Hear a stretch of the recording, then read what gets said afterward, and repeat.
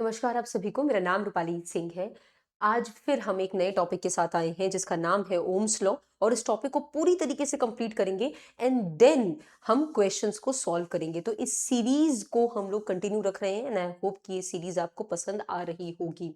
Now Ohm's law क्या होता है? देखिए, ओम्स लॉ एक्चुअली में एक ऐसा लॉ है जो ये कहता है कि अगर मान लो ये वायर है और इन दोनों पॉइंट के बीच का जो पोटेंशियल डिफरेंस है वो मेरा अगर V है, यानी कि वोल्टेज अगर इन दोनों पॉइंट के बीच में V है, तो कितना करंट इसमें दौड़ रहा है उसको जानने के लिए आपको कुछ नहीं करना है। ये बात याद रखिए कि जो दोनों पॉइंट के बीच का पोटेंशियल डिफरेंस है या वोल्टेज है वो डायरेक्टली प्रोपोर्शनल होगा जो इस वायर से करंट दौड़ रहा है। और जब मैं इस प्रोपोर्शनैलिटी के साइन को हटाती हूं तो मैं इक्वालिटी का साइन लाना चाहती हूं, तो उस प्रोपोर्शनैलिटी के साइन को हटाने के लिए एक आपका पैरामीटर जुड़ता है जिसको हम कहते हैं रेजिस्टेंस। नाम से ही पता चल रहा होगा, रेजिस्टेंस का मतलब होता है रोकना। तो रेजिस्टेंस एक्चुअली में एक पर्टिकुलर मटेरियल में कितना कितना उसके अंदर क्षमता है कि वो करंट को दौड़ने से रोक सकता है। अच्छा मैम, करंट क्या है मुझे एक बार समझा दीजिए। देखिए, अगर मैं कह रही हूं कि ये वायर है और इसके अंदर करंट दौड़ रहा है, तो एक्चुअली में करंट का मतलब ये है कि जो इलेक्ट्रॉन्स होते हैं ना वो आपके दौड़ रहे हैं। तो करंट कुछ नहीं है, बस इलेक्ट्रॉन के मूवमेंट को ही करंट कहते हैं। लेकिन करंट की डायरेक्शन हमेशा इलेक्ट्रॉन के मूवमेंट की डायरेक्शन से ऑपोजिट होता है। ये एक कन्वेंशन है। लोगों ने कहा कि मान लो, तो मान लिया गया, अब क्या कर सकते हैं। तो याद रखना कि movement of electron is current but the direction of current is opposite to the movement of electrons. Remember that. Now अब अगर मैं आपको ओम्स लॉ फिर से बताऊं तो ओम्स लॉ यही कहता है कि दो पॉइंट के पोटेंशियल डिफरेंस जो है वो डायरेक्टली प्रोपोर्शनल होता है करंट जो फ्लो कर रहा है। और ये आपका लॉ ही ओम्स लॉ होता है, प्रोवाइडेड कि जितने भी फिजिकल कंडीशंस है जैसे टेम्परेचर है, प्रेशर है, आप उसको कांस्टेंट रख रहे हैं। तो remember that potential difference between two points is proportional to the electric current at a constant temperature and other physical conditions। Please remember करके रखना इस चीज को, क्योंकि जब आप इन फिजिकल कंडीशंस को बदल देते हैं तो मेरे पैरामीटर में परिवर्तन आता है और मेरा ओम्स लॉ डिस्टॉर्ट हो जाएगा। तो इसीलिए ये कहा जाता है कि फिजिकल कंडीशंस को आप कांस्टेंट रखिए, टेम्परेचर प्रेशर में कोई अंतर मत लाइए। ठीक है मैम। अब मैम ये तो मैं समझ गया और रेजिस्टेंस भी मैं समझ गया। एक ऐसी प्रॉपर्टी होती है मटेरियल की जो ये मुझे बताती है कि मैं कितना ज्यादा फ्लो को रोक सकता हूं। ये जो इलेक्ट्रॉन आपके दौड़ रहे थे इसको मैं कितना ज्यादा रोक सकता हूं, ये होता है आपका रेजिस्टेंस। और ये बात आप जानते हैं कि एक कंडक्टर अच्छा कंडक्टर तब होता है जब उसका रेजिस्टेंस कम से कम हो, और जितना ज्यादा रेजिस्टेंस होगा, जितना ज्यादा करंट को रोक रहा है, इसका मतलब वो गंदा कंडक्टर है, इट्स अ बैड कंडक्टर। ठीक है मैम, तो ये बात तो हमको समझ आ गई। अच्छा, मैं ये बात आपको बताना चाहती हूँ, ऑल्दो ये थोड़ा सा टफ कॉन्सेप्ट है, बट आई फील कि क्योंकि इस लॉ से रिलेटेड है तो आपको पता होना चाहिए। देखिए, जब भी मैं, ये आपका वोल्टेज है, ये आपका करंट है, जब भी मैं V और I का ग्राफ बनाती हूं, और अगर मैं एक ऐसे मटेरियल का ग्राफ बना रही हूं जो ओम्स लॉ यानी कि इस कानून को बिल्कुल फुलफिल कर रहा है, तो उसका जो ग्राफ बनता है वो ऐसे स्ट्रेट लाइन बनता है। और जो मटेरियल ओम्स लॉ फॉलो नहीं करेंगे उनका ग्राफ ऐसा स्ट्रेट नहीं बनेगा। करेक्ट बात है मैम। दूसरी बात ये सुनिए, जो इस ग्राफ का स्लोप है वो क्या है? मैम स्लोप जो होता है वो मुझे पता है, स्लोप का मतलब होता है कितना ज्यादा ये अपने हॉरिजॉन्टल के साथ ये एंगल बना रहा है, इसको बोलते हैं स्लोप। देखा है कभी कभी आपने कि यार ये जो है, ये देखो, एक एग्जांपल से समझाते हैं। थोड़ा ना डायग्राम बनाते हुए गलती हो जाती है, एक बार फिर से करते हैं। ये देखो, ये आप मान लो, और एक ये। हम्म, इन दोनों में स्लोप किसका ज्यादा है? मैम इसका स्लोप ज्यादा है क्योंकि इसका एंगल ज्यादा है, इसका स्लोप कम है क्योंकि इसका एंगल कम है। ठीक है मैम, तो यहां पर जब मैं v और i का ग्राफ बनाती हूँ और इस स्ट्रेट लाइन की बात कर रही हूँ और मैं चाहती हूँ कि यार इसका स्लोप कितना है, तो याद रखना स्लोप हमेशा, ये आपको मैथ्स में भी काम आएगा, ये जो कितना ढलाव है ये आपको पता होना चाहिए कि होता है vertical distance upon horizontal distance. यानी कि अगर आपको इसको जानना है तो आप रैंडमली ऐसे एक लाइन बनाओ और देखो कि वर्टिकल डिस्टेंस क्या है। मैम वर्टिकल डिस्टेंस अगर मैं ध्यान से देखूं तो वो ये है, v है। ठीक है सर, ठीक है। और अगर मैं हॉरिजॉन्टल डिस्टेंस देखूं तो वो क्या है? मैम वो करंट है। ठीक है, अरे तो मैंने ही तो आपको बताया कि v is equal to I R आपका ओम्स लॉ होता है। तो अगर मैं v में आपको यहाँ I भेज दूं तो क्या वो R के इक्वल नहीं हो जाएगा? बिल्कुल हो जाएगा। इसका मतलब ये जो स्लोप है वो आपके रेजिस्टेंस के इक्वल है। इसका मतलब जब भी आपसे पेपर में पूछे कि v बाय आई का ग्राफ बना है तो बताओ उसका स्लोप जो वैल्यू शो कर रहा है वो क्या, किस चीज की वैल्यू है, तो याद रखना वो रेजिस्टेंस की वैल्यू है। समझ आया? लेकिन अब देखो, मैं जो आपको बता रही थी वो मैं आपको ये बता रही थी, ये कि v यहां है, I यहां है और इसका स्लोप आपका रेजिस्टेंस बता रहा है because vertical distance upon horizontal distance is slope. And आपको ये पता है कि v बाई आई वो r के बराबर होता है। लेकिन अब पेपर में आपको करता है कंफ्यूज, ये मैं बहुत ही हाई लेवल का बता रही हूँ, इतना ज्यादा कंफ्यूजन शायद ही यूपीएससी करे, बट स्टिल अगर करता है तो सुनो। यहां अगर मैं इसका स्लोप या फिर इसका स्लोप फाइंड आउट करना चाहती हूं तो बताइए कैसे फाइंड आउट करेंगे? अगेन स्लोप क्या होता है? Vertical distance upon horizontal distance. इसका वर्टिकल डिस्टेंस देखना क्या जा रहा है? मैम करंट जा रहा है। और इसका हॉरिजॉन्टल डिस्टेंस मैम v जा रहा है। तो क्या अब ये रेजिस्टेंस के बराबर हो जाएगा? बिल्कुल नहीं। याद रखना ये आपका रेसिप्रोकल होगा रेजिस्टेंस के, क्योंकि ये हमने ही पढ़ा था कि v बाय आई जो होता है वो r होता है। अगर आप इसका उल्टा करोगे, अगर i बाई v करोगे तो ये भी तो उल्टा हो जाएगा सर। समझ आया? तो कभी कभी बच्चे क्या करते हैं, वो उनको लगता है, वो ये भूल जाते हैं कि यहाँ पर पैरामीटर उल्टे कर दिए हैं। उनको ये लगता है कि नहीं नहीं पैरामीटर तो वही है, फोकस नहीं करते और यहाँ पर फिर गलती करते हैं। इसका मतलब सर ये बात याद रखना, इसमें इस पर्टिकुलर फिगर में स्लोप क्या है? 1/r है। लेकिन इस पर्टिकुलर फिगर में स्लोप क्या है? आपका r है। अब पेपर में आपको कभी अगर कंफ्यूज करेगा तो वो कहेगा बताओ रेजिस्टर 1, रेजिस्टर 2, रेजिस्टर 3, ये तीन मटेरियल मैंने दे रखे हैं, बताओ किसका रेजिस्टेंस सबसे ज्यादा है? आप खुद सोचो, जिसका स्लोप सबसे ज्यादा है, जिसका स्लोप सबसे ज्यादा है, क्या उसका रेजिस्टेंस सबसे कम नहीं होगा? बिल्कुल होगा मैम। तो यहां पर याद रखना R1 का रेजिस्टेंस सबसे कम है। फिर यहां देखिए, अब ये देखो R2 का रेजिस्टेंस यहां पर R1 से कम है। ठीक है, तो इसका रेजिस्टेंस क्या होगा? यहां यहां पर यहां सॉरी फिर से, यहां पर R2 का जो स्लोप है, R2 का जो स्लोप है वो R1 से कम है, R1 से कम है, तो इसका रेजिस्टेंस क्या होगा? R1 से ज्यादा होगा। And now the last one comes R3। R3 का स्लोप देखिए, इसको मैं मिटाते नहीं है, इरेज करते हैं।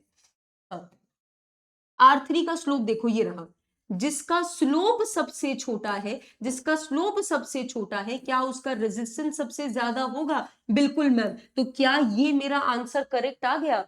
एग्जैक्टली अब समझ आया? पेपर में हम क्या करते हैं, हम इस निष्कर्ष पर गलत तरीके से पहुंचते हैं क्योंकि हमने इसको नोटिस नहीं किया। तो याद रखना ये बहुत मैटर करता है कि सिर्फ ये याद करके मत चले जाओ कि वोल्टेज एंड करंट के ग्राफ का जो स्लोप होता है वो रेजिस्टेंस होता है। आपको ये भी देखने की जरूरत है कि वर्टिकल एंड हॉरिजॉन्टल डिस्टेंस पे कौन कौन से पैरामीटर्स दे रखे हैं। ओके मैम, तो ये बात तो हमारी करेक्ट है। रियोस्टैट एंड रेजिस्टर में बच्चे कंफ्यूज होते हैं। देखिए वो मटेरियल जिसका कंपैरेटिवली हाई रेजिस्टेंस होता है, जैसे कि ये, उसको हम रेजिस्टर्स कह देते हैं, नाम से ही क्लियर होगा। लेकिन रियोस्टैट जो होता है वो एक ऐसा आपका मटेरियल है, एक ऐसा डिवाइस है जिसके अंदर ये काबिलियत होती है कि वो आपके रेजिस्टेंस को बदल सकता है, वेरिंग रेजिस्टेंस करने की काबिलियत है उसके अंदर। तो ये प्लीज आप याद रखेंगे। अब आ जाओ यहां पर, आपकी रेजिस्टेंस, एक फॉर्मूला तो आपने ओम्स लॉ का देख लिया, V is equal to I R. अभी मैं आपको एक आर का भी फॉर्मूला, जिसको मैं रेजिस्टेंस कह रही हूं, उसका भी फॉर्मूला बताना चाहूंगी। आइए देखते हैं। रेजिस्टेंस का फॉर्मूला होता है रो एल बाई ए, जहां पर ये अगर मेरी वायर है तो इसका जो लेंथ है वो आपका ये हो जाएगा। ये जो एरिया, ये आप क्रॉस सेक्शनल एरिया देख रहे हो ना, अब मैं इसको थोड़ा सा बड़ा करके दिखा रही हूँ, ठीक है। ये देखो, ऐसे है ना ये वायर, है ना। तो ये जो एरिया होता है इसको बोलते हैं area of cross section, and ma'am इसको बोलते हैं रेजिस्टिविटी, स्पेसिफिक रेजिस्टेंस, दोनों में से कुछ भी बोल सकते हो। तो ये है आपका रेजिस्टेंस, ये है आपका स्पेसिफिक रेजिस्टेंस या फिर रेजिस्टिविटी, ये है आपका लेंथ ऑफ द वायर, ये है आपका एरिया ऑफ द वायर। तो यहां पर मैंने आपको सारे पैरामीटर बताए। अब ध्यान से सुनिएगा, जो आपका रेजिस्टेंस होता है वो कैसे आपके लेंथ और एरिया की मैनिपुलेशन करने से बदल जाता है। यहां पर देखो, मैंने एक छोटी वायर ली और मैंने एक बड़ी वायर ली। अब बड़ी वायर लेने से मेरा रेजिस्टेंस कैसे बढ़ा, ये ध्यान से देखना। एक्चुअली में इलेक्ट्रॉन का मूवमेंट ही करंट होता है, लेकिन पहले इलेक्ट्रॉन को इतना सा ही डिस्टेंस चलना था, अब उनको इतना बड़ा डिस्टेंस चलना है। इसकी वजह से आप ये भी तो सोचिए कि वायर के भी तो एटम है, इलेक्ट्रॉन ऐसे चल रहा है लेकिन वायर के एटम भी तो बगल बगल में रखे हुए हैं, तो उसको इतना लंबा ऐसे ऐसे कैसे कैसे जाना पड़ रहा है आगे। ऐसा थोड़ी कि रास्ता एकदम खाली है, ये वायर खोखला थोड़ी है, इस वायर का अपना भी तो एटम है। तो यहां पर जाने से, यहां पर जब वो जा रहा था इलेक्ट्रॉन, तो उसको समस्या हुई, लेकिन यहां जाने में उसको इतनी समस्या हुई क्योंकि इतना टकरा के जाना पड़ा। इसकी वजह से मेरे इलेक्ट्रॉन को अगर तकलीफ हो रही है चलने में, मतलब मेरे इलेक्ट्रिसिटी जो है वो आपका कम जा रहा है, मतलब करंट अच्छी तरीके से बह नहीं पा रहा है। इसीलिए कहा जाता है कि जैसे ही आप लेंथ बढ़ा दोगे आपका रेजिस्टेंस भी बढ़ जाएगा, और आपको दिख भी रहा है कि ये लेंथ के डायरेक्टली प्रोपोर्शनल है। अब यहां पर एरिया की बात सुनो, मैंने पहले ये वायर लिया, अब देखो मैंने इसका एरिया कितना बढ़ा दिया। पहले इसका एरिया इतना ही था, ठीक है, अब इतना है। पहले इलेक्ट्रॉन के पास इतना छोटा सा होल था चलने के लिए, जाने के लिए, अब आपने उसको इतना बड़ा जगह दे दिया, तो उसको स्पेस दे दिया गुजरने के लिए, ठीक है। इसको आप इस तरीके से समझो, एक पतली सी गली है, उसमें से गुजरना आसान है आपका, या फिर एक बढ़िया सा रोड दे रखा है तो आप आराम से गुजरते हो। तो याद रखना, जैसे जैसे आप एरिया बढ़ाएंगे मेरा रेजिस्टेंस घटता जाएगा, क्योंकि इलेक्ट्रॉन को कोई समस्या नहीं हो रही है, वो बढ़िया बढ़िया यहां से जा रहा है। याद रखना ये बात, इलेक्ट्रॉन जितना बढ़िया तरीके से जाएगा उतना मेरी करंट अच्छे से दौड़ेगी, और मैं कहूंगी इलेक्ट्रिसिटी को दिक्कत नहीं हो रही है, उतना मैं कहूंगी कि रेजिस्टेंस कम है। तो याद रखना, अगर मेरा एरिया बढ़ता है तो मेरे रेजिस्टेंस पर उल्टा इंपैक्ट पड़ता है, और ये तो अच्छी बात है, रेजिस्टेंस जितना कम होगा मेरे लिए तो उतनी अच्छी बात है, क्योंकि आर जो है वो आपका एरिया से इनवर्सली प्रोपोर्शनल होता है। अब आती है तीसरी बात, आर जो है वो आपका इस पर्टिकुलर रो से वो आपका किस तरीके से रिलेटेड है, वो आपका किस तरीके से रिलेटेड है, डायरेक्टली रिलेटेड है। अब मैम इसको समझने के लिए थोड़ा सा हम जाएंगे, रेजिस्टिविटी क्या होती है। रेजिस्टिविटी एक्चुअली में मटेरियल पर निर्भर करती है। देखो कैसे रेजिस्टिविटी पिक्चर में आई, देखो R is equal to rho L by A. मान लो एक ऐसा वायर है मान लो एक ऐसा वायर है जिसमें 1 मीटर की लेंथ है और जिसका एरिया 1 मीटर स्क्वायर है। तो अब बताओ रेजिस्टेंस क्या आ जाएगा, रेजिस्टेंस आ जाएगा रेजिस्टिविटी के बराबर। इसका मतलब रेजिस्टिविटी कुछ नहीं है, नाम देखो, स्पेसिफिक रेजिस्टेंस है। एक्चुअली में एक वायर जब 1 मीटर की लेंथ रखता है, 1 मीटर स्क्वायर की एरिया रखता है, तब मैं कहती हूं, तब तेरी जितनी तेरे अंदर रेजिस्टेंस है वो एक्चुअली में तेरी स्पेसिफिक रेजिस्टेंस है। इसका मतलब हमेशा resistivity unit length and unit cross sectional area ही लेकर चलती है। अब आप कॉपर की इतनी छोटी वायर लें या कॉपर की इतनी बड़ी वायर लें, रेजिस्टिविटी को कोई फर्क नहीं पड़ता। इसका मतलब रेजिस्टिविटी तब बदलती है जब आप मटेरियल बदल दे, मतलब आपने एक जगह कॉपर की वायर ली है, एक जगह आपने आयरन की वायर ली है, इसका मतलब मटेरियल बदलने से रेजिस्टिविटी में परिवर्तन आता है। रेजिस्टिविटी में परिवर्तन लेंथ या एरिया से नहीं आता, वो तो यूनिट ऑलरेडी दे रखा है, वो यूनिट ही रहेगा। वेयर एज रेजिस्टेंस जो होता है, रेजिस्टेंस जो होता है वो आपके लेंथ पर भी डिपेंड करता है, एरिया पर भी डिपेंड करता है, और मटेरियल पर भी डिपेंड करता है। याद रखना, पेपर में लोगों को बहुत कंफ्यूज किया जाता है रेजिस्टेंस और रेजिस्टिविटी की डिपेंडेंस के ऊपर। ओके, अब मैं आपको एक लाइन यहां दिखा रही हूं, आपको समझ आना चाहिए। जो रेजिस्टेंस होता है, आर होता है, जो मैं आर की बात कर रही हूं, जो आर होता है not only depends on the material, वो सिर्फ मटीरियल पर निर्भर नहीं कर रहा है, बल्कि वो डायमेंशन पर भी डिपेंड कर रहा है। डायमेंशन मतलब उसकी लेंथ क्या है, उसका एरिया, ये इसको डायमेंशन कहते हैं। तो उसकी डायमेंशन पर भी डिपेंड कर रहा है। वेयर एज जो आपका रेजिस्टिविटी होता है वो सिर्फ और सिर्फ मटीरियल पर डिपेंड कर रहा है, वो डायमेंशन पर डिपेंड नहीं करता। ओके, ये बात हमको क्लियर है। तो ये सब मैं आपको समझा चुकी हूं। याद रखना, जो आपका सिंबल है वो रो है रेजिस्टिविटी का, नाम उसका स्पेसिफिक रेजिस्टेंस है। कहां दिया है, नहीं दिया इसमें, कोई बात नहीं। याद रखो, इसका नाम स्पेसिफिक रेजिस्टेंस भी होता है और इसका रेजिस्टिविटी भी होता है। क्लियर। इसका यूनिट क्या है, ओम मीटर। क्या है, ओम मीटर। मैम कैसे आया, खुद सोचो। R is equal to rho L by A है। इसका रेजिस्टेंस का यूनिट क्या होता है, ओम होता है। रो का तो रेंज भी निकाल रहे हैं हम, लेंथ का मीटर और एरिया का मीटर स्क्वायर। 1 मीटर से 1 मीटर कटा, क्या इस ओम से मैं मीटर मल्टीप्लाई कर दूं तो मेरा रो का आपका यूनिट आ जाएगा, बिल्कुल आ जाएगा मैम। तो दिस इज ऑल्सो डन। तो नाउ ये आपको याद रखने की जरूरत है। अच्छा, यहां मैंने लिखा तो है आपके लिए स्पेसिफिक रेजिस्टेंस, ठीक है। अब देख लेते हैं कुछ और, अरे सॉरी, कुछ और तो नहीं छूट गया। यहां पर ये भी सुनो, मैंने आपको कहा था कि एक वायर जो होती है उससे आपका इलेक्ट्रॉन गुजर रहा है, लेकिन वो इलेक्ट्रॉन कोलाइड करता हुआ जाता है, कोलिजन करता हुआ जाता है, क्योंकि एटम भी तो पड़े हुए हैं ना रास्ते में, ये खोखला थोड़ी है वायर। ठीक है मैम। अब ये बात याद रखना, जैसे जैसे आप टेम्परेचर बढ़ाएंगे, क्या पता आप वायर को हीट कर रहे हो, ठीक है। जैसे जैसे वायर हीट होता है तो ये जो उसके अंदर के एटम है वो ज्यादा वाइब्रेट करने लगते हैं, और वो ज्यादा वाइब्रेट करेंगे तो जो इलेक्ट्रॉन गुजर रहा था उससे टकराएंगे भी ज्यादा। उससे टकराएंगे तो इससे क्या होगा, करंट इतना बढ़िया तरीके से नहीं गुजर पाएगा, इलेक्ट्रॉन इतना बढ़िया तरीके से नहीं गुजर पाएगा, जिसकी वजह से मैं ये कहूंगी कि यार तूने टेम्परेचर बढ़ा के मेरा रेजिस्टेंस बढ़ा दिया। तो जैसे टेम्परेचर आपका राइज करता है, मोस्ट ऑफ द कंडक्टर ये एक्सपीरियंस करते हैं कि एटम अब और ज्यादा वाइब्रेट कर रहा है। इंक्रीज वाइब्रेशन की वजह से इलेक्ट्रॉन्स अच्छी तरीके से बह नहीं पाते, जिसकी वजह से आपका रेजिस्टेंस बढ़ जाता है। तो ये प्लीज याद रखिएगा। Now we are done with it. मैंने आपको ये सब कुछ बता दिया है, एक बार आप देखें एंड आप अपना समझ जाएंगे। ये भी मैं आपको बता चुकी हूं।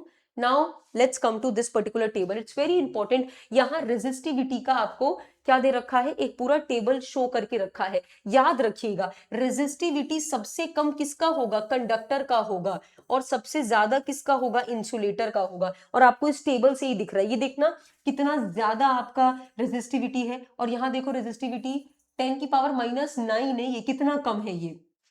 ओके, और सेमीकंडक्टर का क्या होता है, बीच में, इन दोनों के बीच में है।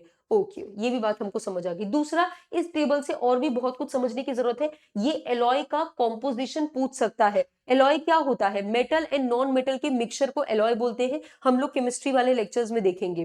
तो यहाँ पर कॉपर मैंगनीज निकल का जो मिक्सचर होता है उसको मैंगनीन कहते हैं। तो ये manganin, constantan and nichrome, very very very important for your examination. पूछा जा सकता है कि बताओ किस मेटल्स या नॉन मेटल से मिलकर ये पर्टिकुलर एलॉय बने हैं। ठीक है, ये भी एक पॉइंट इंपॉर्टेंट था। अब ये याद रखना कि टंगस्टन एक कंडक्टर है। कई बार लोग इसमें गलती कर देते हैं, और टंगस्टन का इस्तेमाल होता है बल्ब के फिलामेंट को बनाने के लिए, जिसका मेल्टिंग पॉइंट बहुत ज्यादा, मतलब 3000 की रेंज में होता है, बहुत ज्यादा होता है। करेक्ट, ये भी हमारा डन है। एक और याद रखना, इबोनाइट, एक बार पेपर में ऑप्शंस में आ चुका है, इबोनाइट एक इंसुलेटर है। कई बार लोगों को समझ नहीं आता है और इसीलिए वो गलती करते हैं, तो ये भी याद रखना, ebonite is an insulator. Okay. ये देखो, पेपर ड्राई क्यों लिखा है, अगर पेपर वेट हो जाता, तो पेपर अगर वेट है तो वो इलेक्ट्रिसिटी कंडक्ट कर सकता है, लेकिन पेपर अगर ड्राई है तो वो इलेक्ट्रिसिटी कंडक्ट नहीं करता है। ये बात भी हम लोग डिस्कस करेंगे, ऑल्दो मैराथन्स में मैंने बात की थी, बट हम लोग इसके बारे में फिर से बात करेंगे। ये मुझे बताना है आप लोगों को कि कैसे, किन किन चीजों से इलेक्ट्रिसिटी पास कर सकती है, किन से नहीं कर सकती है। Now this is entirely done. ये वाला एक पॉइंट देखो, अगर आप ध्यान से देखो तो ये कॉपर का जो रेजिस्टिविटी है वो देखो कितना कम है, वेयरएज जब उसी कॉपर के साथ मैं और भी चीजें मिला दे रही हूं तो उसकी रेजिस्टिविटी देखो क्या हो रही है, बढ़ जा रही है। तो ये हमेशा याद रखना कि एलॉय की रेजिस्टिविटी ज्यादा होती है एज कंपेयर टू उसके अंदर जो कॉन्स्टिट्यूएंट मेटल इस्तेमाल हुए हैं उसके। और ये तो मैंने आपको टेबल से डिपिक्ट भी कर दिया। नाउ कंडक्टिविटी क्या होता है, रेजिस्टिविटी क्या है, रेजिस्टिविटी एक प्रॉपर्टी है जिससे हम ये आइडेंटिफाई कर रहे हैं कि आप करंट जो है वो कितना ज्यादा रोक महसूस कर रहा है, बढ़िया तरीके से नहीं बह पा रहा है। लेकिन कंडक्टिविटी क्या होता है, भाई किसी मटेरियल में इलेक्ट्रिसिटी कितना आराम से जा पा रहा है वो उसकी कंडक्टिविटी बताता है। तो याद रखना ये रेजिस्टिविटी है, अगर मैं रेजिस्टिविटी का रेसिप्रोकल कर दूं तो मुझे कंडक्टिविटी मिल जाएगा। इसको बोलते हैं रो और इसको बोलते हैं सिग्मा। समझ आया, ये प्लीज इंपॉर्टेंट है, रिमेंबर दैट रेजिस्टिविटी का unit is ohm metre, whereas conductivity का यूनिट इज सीमेंस बोलते हैं, विच इज रेसिप्रोकल ऑफ 1/ओम मीटर। समझ आया, करेक्ट। आगे अब ये बात याद रखना, अभी हम रेजिस्टर्स पढ़ रहे थे, जब मैं रेजिस्टर्स को बगल बगल में लगाऊं, एक रेजिस्टर यहां, एक बल्ब यहां लगा दिया, एक बल्ब यहां, एक बल्ब यहां, बगल बगल में मैंने बल्ब लगाया, तो मैं अब ये चाहती हूं कि भाई तेरी इंडिविजुअल रेजिस्टेंस होगी कुछ, मेरे को पूरे सर्किट की रेजिस्टेंस फाइंड आउट करनी है, मतलब मेरे को इक्विवेलेंट रेजिस्टेंस फाइंड आउट करनी है। तो बताओ कितना होगा। तो ये बात याद रखना कि एक्चुअली में मेरा जब भी सीरीज में कनेक्शन होता है, बगल बगल में मैंने रेजिस्टर्स जोड़ रखे हैं, उस समय पर मेरा इक्विवेलेंट रेजिस्टेंस, मेरा आर इक्विवेलेंट जो होता है वो R1 plus R2 plus R3 होता है, रिमेंबर दैट। लेकिन वही अगर मैं एक बल्ब ऊपर, एक बल्ब नीचे, एक बल्ब यहां, अगर मैं उनका एक पॉइंट से दूसरे पॉइंट में मैंने पैरेलली उनका कनेक्शन कर रखा है, एक के नीचे एक के नीचे एक, ऐसे पैरेलल कनेक्शन कर रखा है, तो इस समय पर जो इनका इक्विवेलेंट रेजिस्टेंस होता है उसका रेसिप्रोकल आपके इंडिविजुअल रेजिस्टेंस से हो जाता है। समझ आया, एंड सो ऑन। यहां पर 3 है तो 3 लिखेंगे, अगर ज्यादा होते तो ज्यादा करते। अब इस पर्टिकुलर चीज से आपको यह समझ आ रहा होगा कि एक्चुअली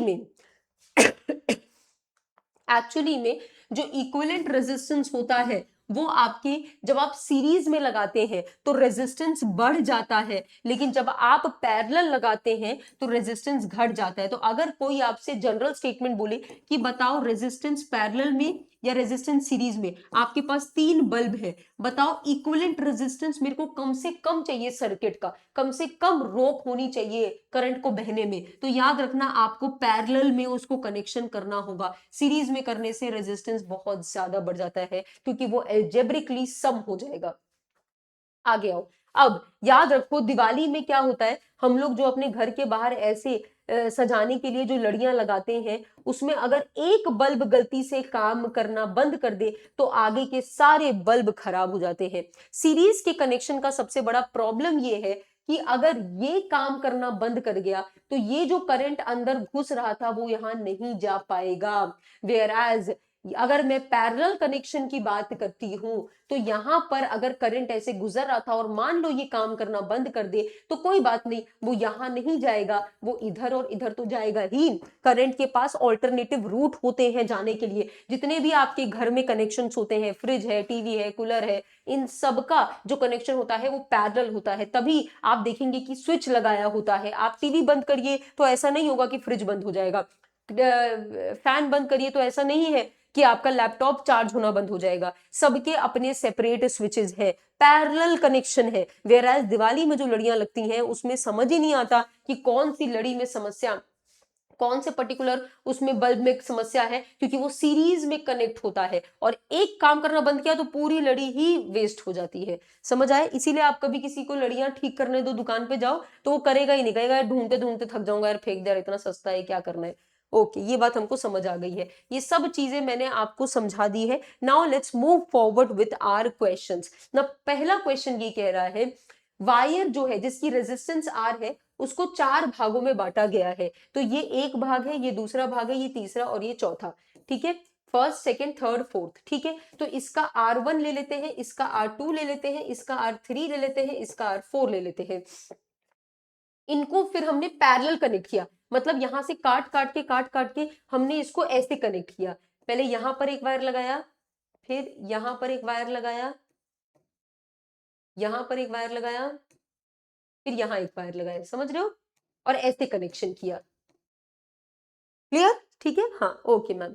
अब मैं ये कह रही हूं, अच्छा ये मुझसे कह रहा है कि बताओ इक्विवेलेंट रेजिस्टेंस, इस पूरे सर्किट का रेजिस्टेंस और एक इंडिविजुअल के रेजिस्टेंस का रेशियो कितना होगा। आप खुद देखो, इसका R1 R2 R3 R4 मैं कर देती हूं। यहां पर याद है मैंने आपको बताया था कि रेजिस्टेंस जो है वो डायरेक्टली रिलेटेड है लेंथ के। अगर मैं रेजिस्टेंस का फॉर्मूला देखूं रो एल बाय ए, अगर ये चेंज नहीं हो रहा, अगर वायर को आपने बिल्कुल चेंज नहीं किया, जो वायर था कॉपर की वायर थी तो कॉपर की ही वायर रखी, एरिया में आपने कोई परिवर्तन नहीं किया, तो मैं ये कह सकती हूं कि मेरा रेजिस्टेंस डायरेक्टली लेंथ से रिलेटेड है। मतलब जितना लेंथ में परिवर्तन होगा उतना ज्यादा मेरा आर में परिवर्तन होगा। यानी कि अगर इसकी लेंथ L/4 है, इसकी L/4 है, इसकी L/4 है, 4 भागों में बांटा है ना, तो L/4 L/4 L/4 हो जाएगा।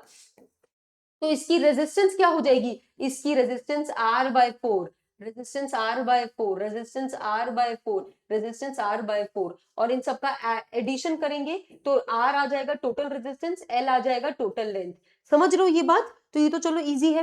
अब वो कह रहा है कि इसको पैरेलली कनेक्ट करो, तो मैंने अभी क्या किया, पैरेलल कनेक्ट करा मैंने, ठीक है। अब उसका इक्विवेलेंट रेजिस्टेंस निकालने के लिए मुझे क्या करना पड़ेगा, R/4 R/4 R/4 R/4 का रेसिप्रोकल करना पड़ेगा। अब कभी भी ऐसा चीज सॉल्व करना है तो इसके लिए मैं एक रामबाण बताती हूँ। देखो 1/R/4 है, ठीक है, इसको सॉल्व करना है तो पहले तो इसको ब्रैकेट में कर लो। यहां पर कुछ नहीं लिखा है तो आप x मान लो। अब ये किस फॉर्म में आ गया है पता है, ABCD।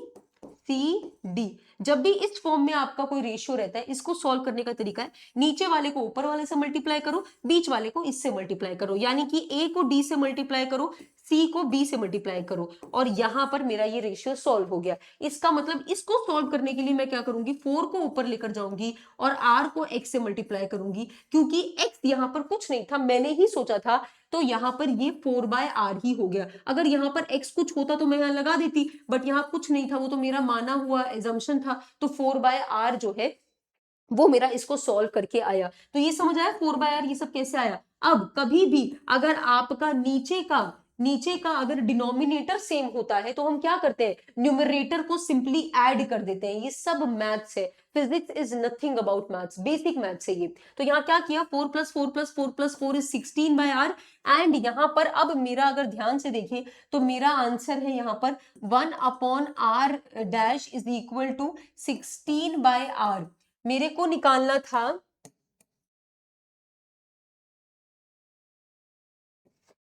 हाँ, मेरे को यहां पर निकालना है R'/R की वैल्यू मुझे फाइंड आउट करनी है। तो मैं यहाँ क्या करूंगी, इसको यहां लेकर गई तो यहां आया मेरा R/R' इज इक्वल टू 16, लेकिन मेरे को तो यार R'/R चाहिए, तो मैं इसको उल्टा करूंगी। अब मेरा R'/R की वैल्यू हो जाएगी 1/16, तो मेरा आंसर आ जाएगा A। Am I correct? Yes, we are right. तो ये समझ आना चाहिए आपको। Now what is this question, let a resistor having a resistance, ठीक है, तो 4 ओम रेजिस्टेंस है, टर्मिनल ऑफ 12 वोल्ट बैटरी। अच्छा, तो वोल्टेज मेरा 12 वोल्ट है, ठीक है मैम। अब बताओ चार्ज कितना होगा कुलम में जब वो एक रेजिस्टर से पर सेकेंड ट्रेवल करेगा। टाइम मेरे को 1 सेकेंड दे रखा है। देखो पहले तो मैं ओम्स लॉ का इस्तेमाल करूंगी, V is equal to I R, where V आपका 12 दे रखा है, करंट मेरे को नहीं दे रखा, इसका मुझे 4 दे रखा है, रेजिस्टेंस 4 ओम दे रखा है। 4 1 जा 4, 4 2 जा 4, 3 जा 12, वेरी गुड। तो 3 एम्पियर मेरा करंट आ गया। याद रखना करंट की जो यूनिट होती है वो एम्पियर होती है, ठीक है। अब मैं आपको एक फॉर्मूला बता रही हूँ, वो मैंने आपको पढ़ाया नहीं है, अभी बता रही हूँ। करंट क्या होता है, करंट का मतलब ये है कि तुम्हारा, मुझे बता दो इस वायर में करंट कितना दौड़ रहा है, एक्चुअली में कितने यूनिट, कितने टाइम में चार्ज कितना बह रहा है उसमें, इसके रेशियो को ही मैं करंट कहती हूं। तो यहां पर आपको करंट की वैल्यू पता है तो आप 3 एम्पियर यहां रख दो। आपको चार्ज नहीं पता, और चार्ज का यूनिट क्या होता है, कूलम्ब होता है, ठीक है, लेकिन टाइम आपको 1 सेकेंड पता है। अब अगर आप इसको यहां लेकर चले जाएंगे तो आपका 3 जो है 3 कूलम्ब आपका आंसर आ जाएगा। तो टेक्निकली मेरा आंसर ये होना चाहिए। Let just see if we are correct और not. Yes we are correct, 3 coulomb मेरा आंसर है, ठीक है। आगे आओ। करेक्ट सीक्वेंस बता दो कंडक्टिविटी का। ये बात मैंने आपको बताई थी कि कंडक्टिविटी मतलब it is just the reciprocal of resistivity. Okay ma'am. अब यहां पर बोल रहा है असेंडिंग ऑर्डर। याद करना, असेंडिंग और डिसेंडिंग में बहुत बच्चे गलती करते हैं। मैं आपको एक रामबाण दे रही हूं, उससे आप कभी दिक्कत नहीं करेंगे। देखो, एक राजा जो होता है वो अपनी गद्दी में बैठता है। अगर आप में से लोगों ने महाभारत देखा होगा तो आपने देखा होगा जब जो धृतराष्ट्र जी जब अपनी गद्दी पे बैठते हैं तो उनकी गद्दी कितनी ऊपर होती है जमीन से। यहाँ गद्दी है, वो यहाँ बैठे हैं, बट उनकी जमीन से उनकी गद्दी कितनी ऊपर है। ठीक है। और अगर आप में से कोई नॉवेल्स पढ़ता है और इन सब में रुचि रखता है तो आप देखते होंगे उसमें लिखा रहता है कि king has descended from from his throne, मतलब राजा अपने थ्रोन से नीचे आया। तो डिसेंडिंग का मतलब होता है ऊपर से नीचे की तरफ। और जब भी आप ऊपर से नीचे की तरफ आएंगे तो मतलब कोई बड़ी वैल्यू है, फिर वो घटते घटते घटते घटते छोटी वैल्यू की तरफ आ रही है। और जब मैं असेंडिंग की बात करूंगी तो इसका मतलब होता है छोटी वैल्यू फिर बड़ी, फिर बड़ी, फिर सबसे बड़ी। इसका मतलब जब मेरे से यहां पूछा जा रहा है कि आप असेंडिंग ऑर्डर में अरेंज कर दीजिए कंडक्टिविटी के बेसिस पे, तो मैं सबसे आखिरी में उस मटेरियल को रखूंगी जिसकी कंडक्टिविटी सबसे ज्यादा होती है। तो कंडक्टिविटी सबसे ज्यादा होती है आपकी मेटल्स की। ठीक है, सबसे ज्यादा मेटल होता है, तो मेरा आंसर यहां मेटल हो जाएगा। और सबसे कम आपका किसका होता है? इंसुलेटर का। तो मेरा आंसर टेक्निकली ये है, but we will check all other options too. Yes, we are correct. And semiconductor का कंडक्टिविटी इन दोनों के बीच में होता है, इंसुलेटर का तो ना बराबर होता है। तो मतलब मेरा ये आंसर बिल्कुल करेक्ट है। ठीक है, यहां पर मैंने आपको टेबल दे भी रखी है so that you can understand. I hope कि ये टॉपिक भी आपको समझ आया होगा। प्लीज प्लीज प्लीज कमेंट करो, बताओ कि आपका कैसा एक्सपीरियंस है। सब्सक्राइब करना मत भूलो, क्योंकि वहीं से आपको पता चलेगा कि कब मेरी नेक्स्ट वीडियोस आ रही हैं। आपका एक कमेंट, मैं हमेशा कहती हूँ, आपका एक कमेंट आपके लिए नॉर्मल होगा, लेकिन मेरे लिए वो एक कमेंट बहुत बहुत इंपॉर्टेंट होता है, वो मेरा एक दिन बना देता है। तो please share your experience what ever it is, and do not forget to subscribe our channel. Thank you so much.